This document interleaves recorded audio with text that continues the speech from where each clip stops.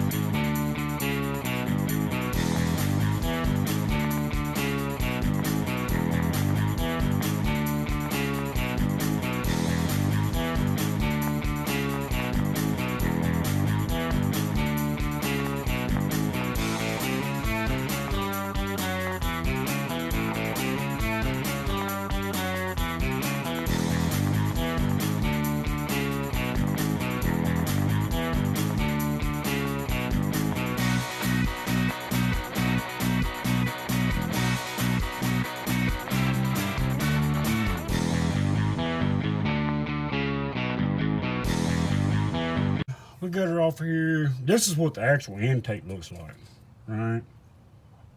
And then this thing sits down on here and splits them off.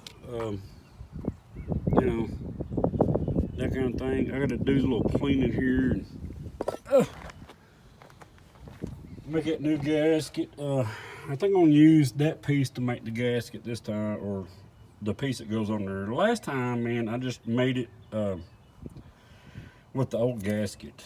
You can buy these, but it's just a piece of gasket material, man. Just lay it down, draw it out, some hole punches, and a pair of scissors. You got her. All right, let's get in there and do that. Real quick before I cut this out. I don't know if you can see the stain on that. You see how close that is? And this one up here, same way, right there on that corner. So, yeah, let's set it back on there here. Yeah, get on there. Well, maybe one day. Well, it broke. I've done what I need to do with it already, so who cares? But this thing is over in these ports about 1/8 of an inch. That's not helping anything out. This side is pretty much on it. So this little gasket making adventure here might entail a little more time. I'm gonna cut it to the bottom of that adapter that fits on here. bring it down here and set it back down, but I can see right there. Can you see that hole? You see it? Right there. There's my gas, there's my vacuum leak. And I guarantee you, you get looking up in here, and there's gonna be the same problem right here. So this needs to be a little wider. That definitely needs to be a little wider, a little thinner, a little thinner, a little thinner. We're gonna tinker around with this for a little while. Let's see what happens. All right, guys, so we was talking about that thing being real close. You can see right here around this ring, you see where it's sucking air? Right there. So this next gasket I'm gonna make, I'm gonna let it cover that whole part. And that gasket I copied, the one that I took off here, was to factory specs. I mean, exactly. Maybe I didn't use the right material and it shrunk, but right there, I can't remember the other one right now, but down here somewhere, we had a vacuum leak.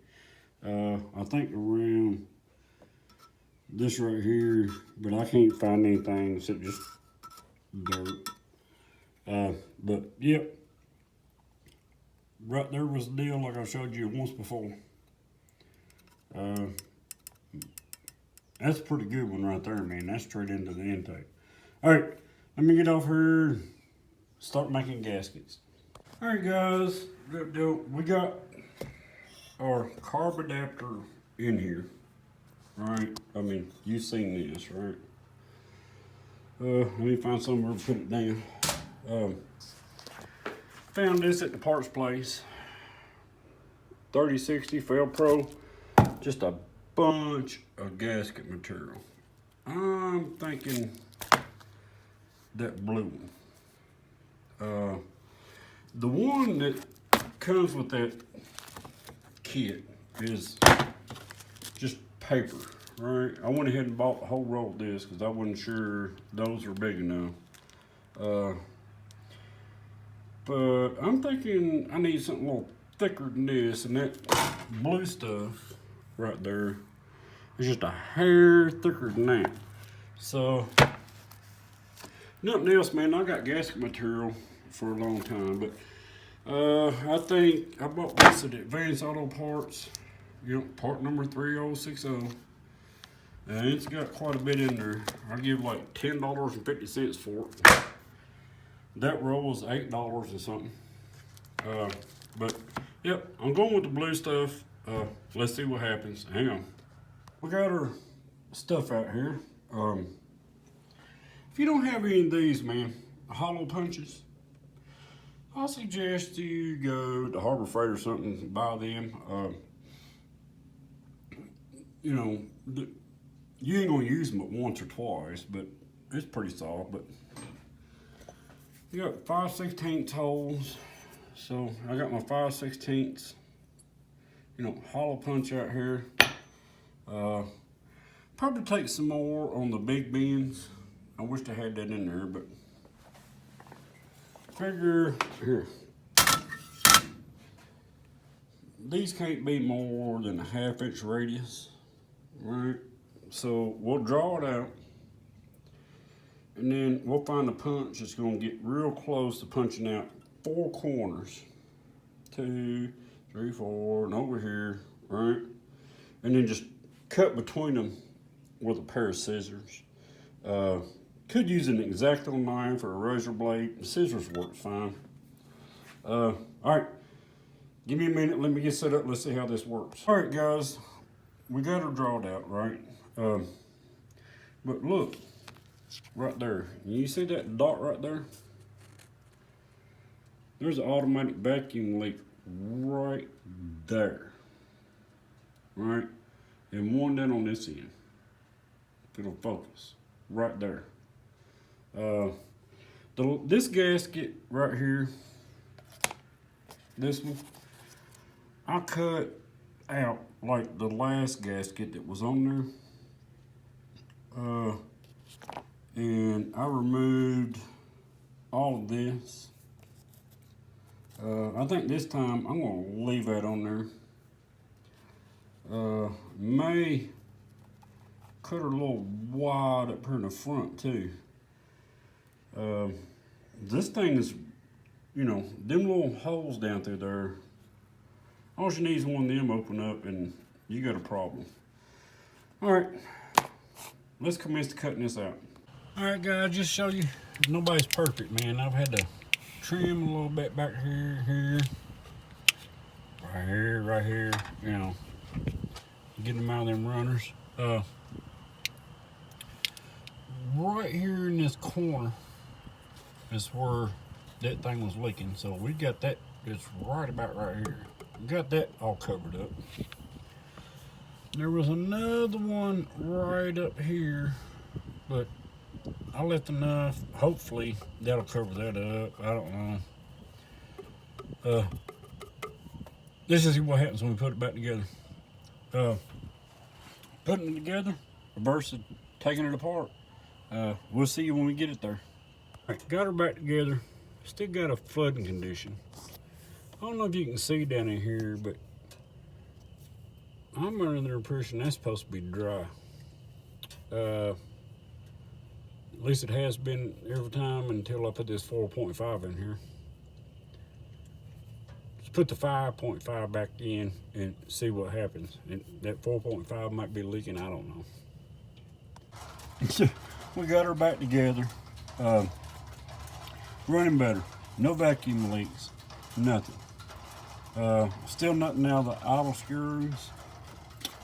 Don't understand that.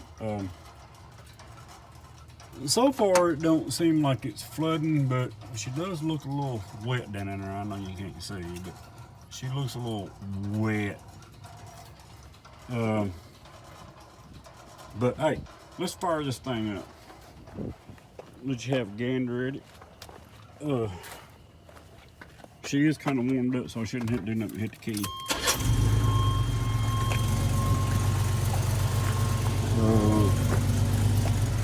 I want to turn some dash lights on. So we're idling right here, right about where we're supposed to be, about 950. All right.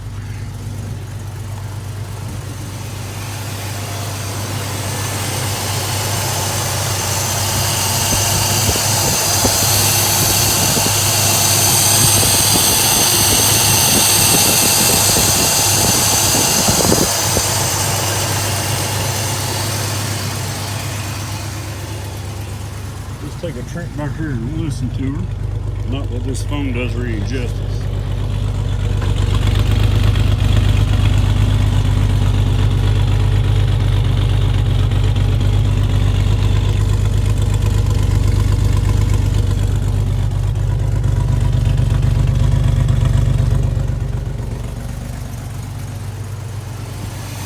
I don't smell much of gas.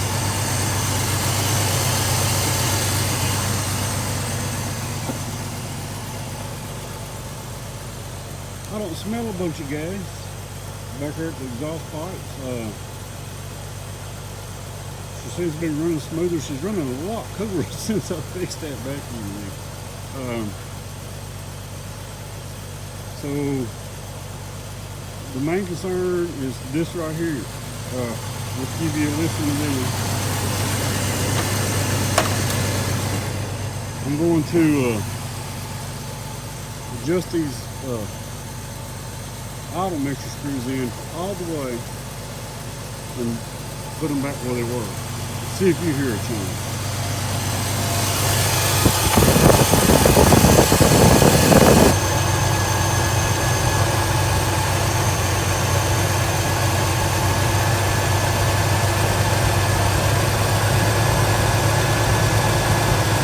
There's closed.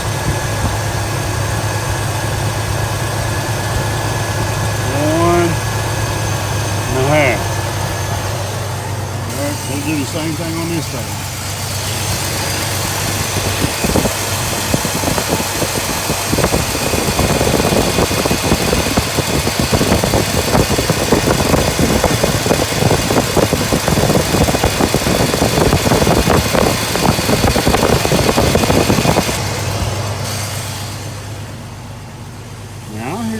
a little change, but when you crank him all the way down, that thing should shut down. So, question is, all right, so with all that being done, why still no adjustment out of the mixture screws? It's got the 5.5 back in it. Seems to be running fine.